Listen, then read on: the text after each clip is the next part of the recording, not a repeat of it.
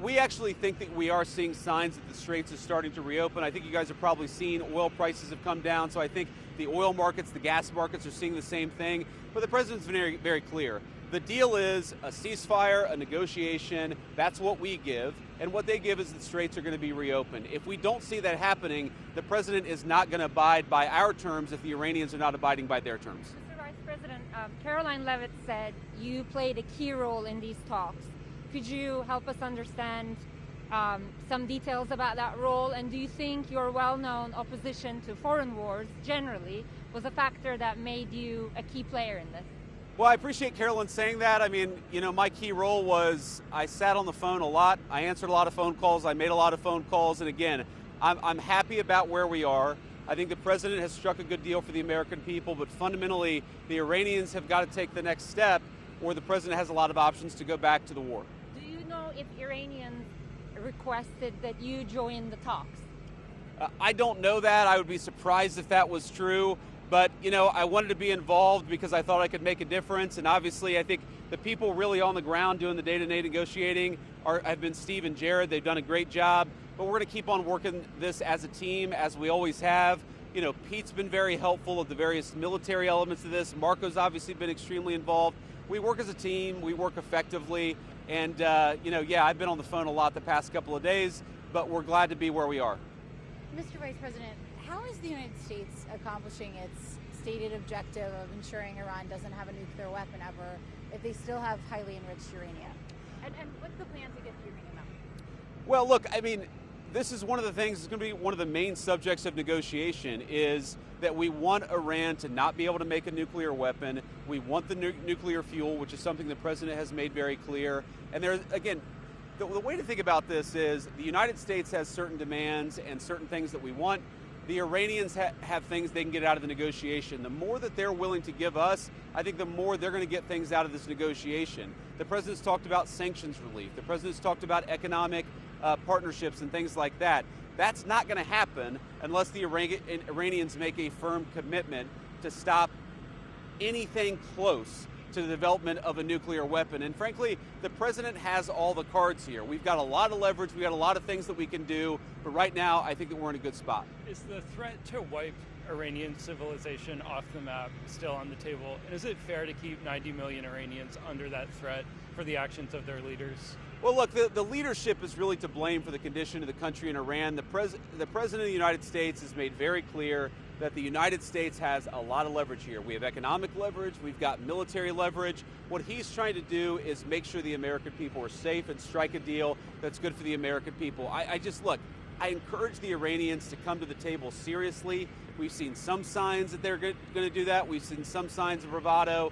Fundamentally, we're in a good spot. They're reopening the Straits, we have a ceasefire, and frankly, if they break their end of the bargain, then they're going to see some serious consequences. But wiping them off the map is different than an economic leverage or military leverage. Why is that kind of language useful in this kind of scenario? Well, again, the President of the United States is saying that unless the Iranians do the right thing, he is going to have some serious consequences for the regime. We obviously don't want the people of Iran to suffer, but we have a lot of leverage that the President of the United States could use, and it's why I think it's so important for the Iranians to be negotiators in good faith. Okay, X has been abuzz the last couple of days with the Free Press story saying that senior Pentagon officials in January, including Rich Colby, brought Cardinal Pierre into the Pentagon. Brought who? Cardinal Christophe Pierre okay. into the Pentagon. I haven't seen this story, unfortunately. And essentially the reporting by the Free Press is that they told him that the American military has a lot of might and they can do whatever they want, and the church should get on its side. Does that message sound correct to you? Is that something you would sign off on? So one, I with no disrespect to the Cardinal, I don't know who Cardinal Christophe Pierre is. He's the ambassador to the Holy See and the U.S. Oh, okay. I've met him before. Sorry, I just didn't remember the name. I've never seen this reporting. I'd like to actually talk to Cardinal Christophe Pierre and frankly to our people to figure out what actually happened. I think it's always a bad idea to offer an opinion on stories that are unconfirmed and uncorroborated, so I'm not going to do that. Mr. Arthur, on the question of Iran's enriched uranium, do you see a scenario in which the administration may be willing to agree to allow Iran to continue enriching uranium for civilian nuclear purposes? Well, look, what the president has said is that we don't want Iran to have the capacity to build a nuclear weapon. The president's also said that we don't want Iran enriching towards a nuclear weapon, and we want Iran to give up the nuclear fuel. Those are going to be our demands during the negotiation, and again, we're going to see what the Iranians are willing to give up. If they make a good faith effort to actually give us the things that we need to have a successful negotiation for the security of the American people, I think there's a lot on the other end. If they don't give us what we need, then I think it's going to be bad, but I'm optimistic that the Iranians are going to be smart, that they're going to negotiate in good faith. And your negotiating partner in Iran, I know Kevin sort of asked about this already, but he essentially is saying that they're distrustful of the U.S. for, he tweeted out that 3 of the 10 points in the ceasefire framework have already been violated. They're distrustful of the U.S. What do you make of him tweeting that out before negotiations? So I thought it was interesting, actually, because I did see that tweet from Ghalibaf actually just a couple of minutes ago.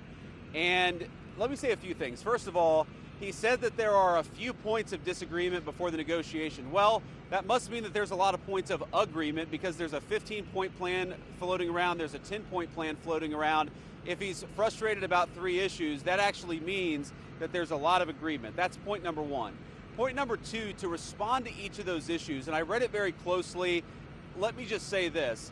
I actually wonder how good he is at understanding English, because there are things that he said that frankly didn't make sense in the context of the negotiations that we've had. But to address the 3 points, first of all, he talked about an attack that had allegedly happened on Iran and how that was a violation of the ceasefire. Ceasefires are always messy. An hour after the president announced the ceasefire, the Iranians launched a bunch of missiles. Then the Israelis responded. Then some of the Gulf Arab states responded.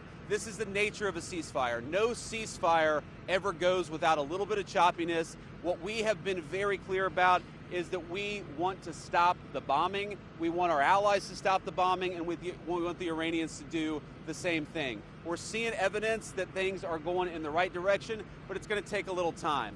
The second thing Ghalibaf said, which again I found fascinating, is he said, we refuse to give up the right to enrichment. And I thought to myself, you know what?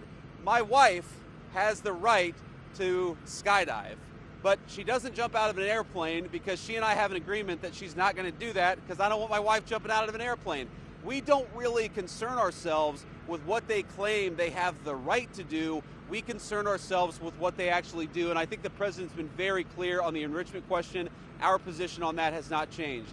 I think the third thing that he said was Lebanon. Okay, and again, I actually think that is a reasonable misunderstanding, but neither us nor the Israelis said that that was going to be part of the ceasefire. Again, we're working with people to try to get through some of these things, but it's really fundamentally, we're on the right track. We got a lot more to do. We got a lot more that the Iranians are going to have to accept as part of this negotiation, but I think we've got a strong hand and we're going to play it well. Thank you all.